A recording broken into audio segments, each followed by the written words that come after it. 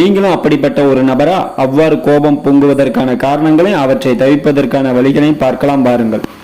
எதிர்பார்ப்புகளில் ஏற்படும் ஏமாற்றம். பலர் தங்களுடைய இலக்குகளை எட்ட முடியாமல் போனாலோ அல்லது தமது எதிர்பார்ப்புகள் நிறைவேறாவிட்டாலோ ஏமாற்றம் அடைகிறார்கள்.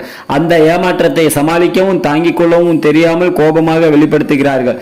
எனவே அவர்களின் நியாயமான எதிர்பார்ப்புகள் இலக்குகளை உடனிருப்பவர்கள் அறிந்து அவற்றை பூர்த்தி செய்தால் ஏமாற்றம் அடைய மாட்டார்கள், வீணாக கோபப்படவும் மாட்டார்கள். நம்பிக்கை இழப்பு உண்டாக்கும் விரக்தி. நம்பிக்கை இழந்த ஒரு நிலைதான் விரக்தி ஆகும். நேசித்த ஒருவர் மீது நம்பிக்கை இழக்கும் நிலை ஏற்படும் போது விரக்தி உண்டாகும். விரக்தியில் வாடுபவர்கள் தினமும் தியானம் செய்யலாம், பிடித்த புத்தகங்களை படிக்கலாம், நண்பர்களுடன் சேர்ந்து சுற்றுலா அல்லது வெளியே சென்று அவர்களுடன் சேர்ந்து மகிழ்ச்சியாக செலவழிக்கலாம். இதனால் விரக்தி விலகி மனம் அமைதியாகும். விமர்சனத்தை விரும்பாத நிலை. சிலருக்கு தம்மை பற்றிய பிறரின் கடுமையான விமர்சனங்களை ஏற்றுக்கொள்ள முடியாது. தம்மை நோக்கி யாராவது எதிர்மறையான கருத்துக்களை சொன்னால் உடனே கோபம் வந்துவிடும். உடனே ஏவுகணை வேகத்தில் எரிமலை அக்னி குழம்பை கக்கு